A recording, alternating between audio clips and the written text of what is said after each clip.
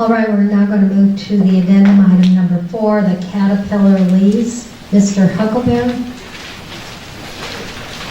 Yes, Madam Chair, there is one modification that I would like to read into the record so that we have a full lease for the board's consideration.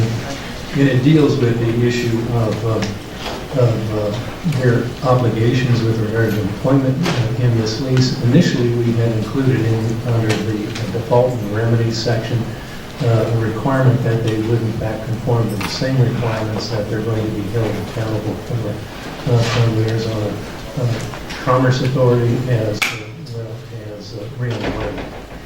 That then, when looking at that language, Caterpillar's lawyers talked about having a different standard for the county, which is fine because when you deal with the long-term Arizona Commerce Authority and the Rio Nuevo obligations, they span a period of 20 years. Our obligations and our lease spans a period of only 4 years, and so we have agreed to some alternative language with regard to the facility, and that language basically will allow for their use of the top 2 floors of 97 East Congress initially, and then followed about a year later with the full occupancy of the building. And their employment is probably going to range in that building about 200 to 250. Typically, we would show you the difference between space standards of a private corporation and governmental entity. We would typically put about 350 people in that building. And so the language that is substituted is under Section 11 defaults, paragraph A, tenants default, and subparagraph 7, that's the small number 7. Tenant defaults on its agreement with the Arizona Commerce Authority identified as material adverse change event by not creating and maintaining 80 new net jobs and associated average salary levels as set forth in that agreement by the second anniversary of the effective date of the time of cure that default is permitted under the terms of that agreement or as provided below. That is a very conservative estimate of their employment utilization of the building.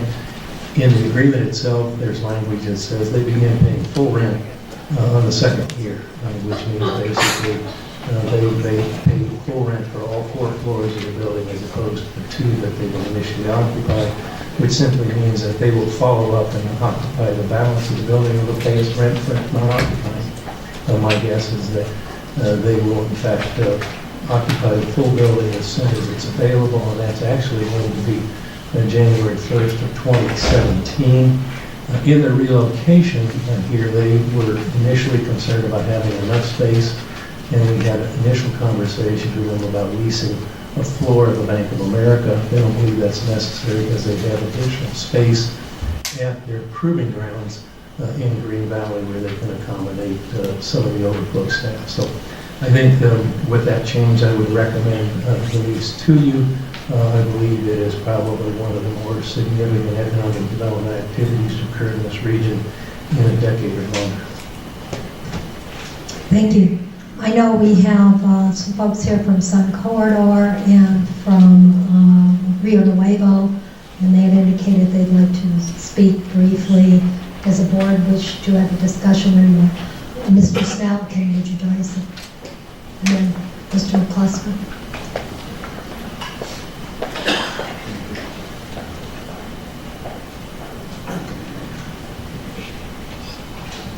Good morning, Madam Chair, Supervisors, Administrator Huckleberry. I'll be very brief in my comments. I want to leave some time for questions in case you have them.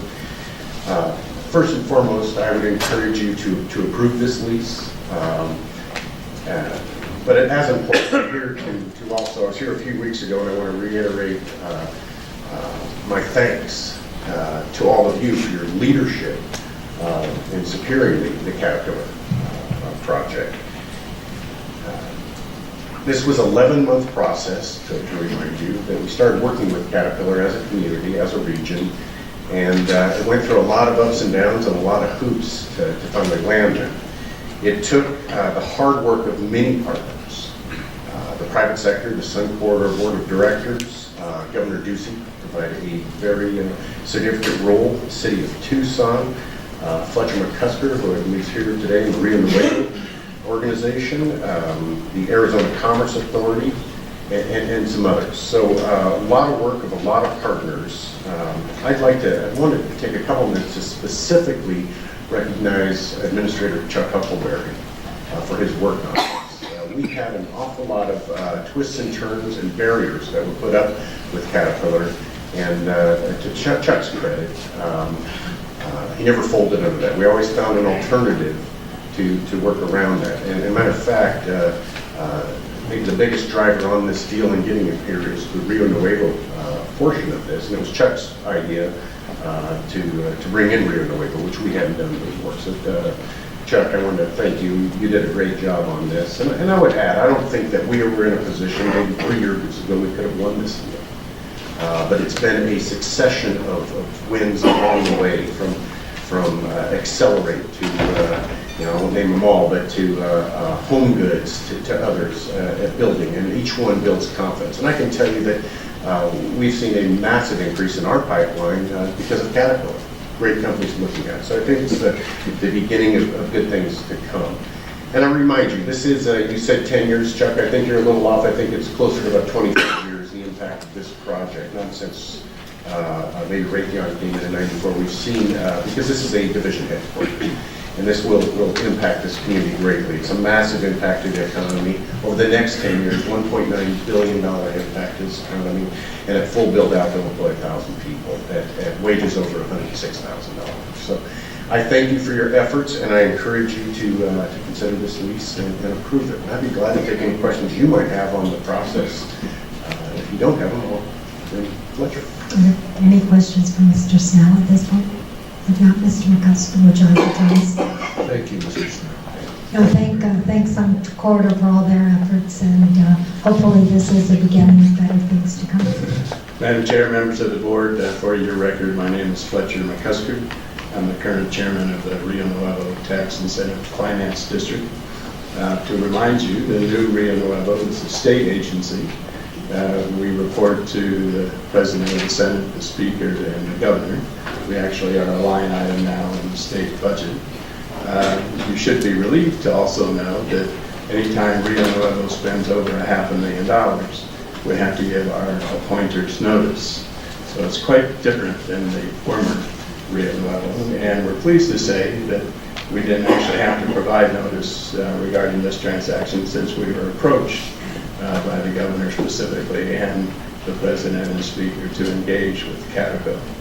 It's a very unique transaction. It can only occur because Caterpillar's interest is in a Rio Nuevo parcel immediately west of the freeway along the Santa Cruz, just south of Congress, and what you've affectionately come to know as the hole in the ground.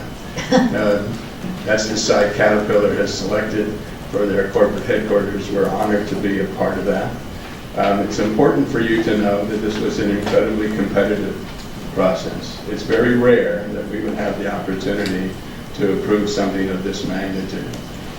What happens when a Fortune 100 company relocates is that they engage a site selector. They sit down with that site selector and they target cities.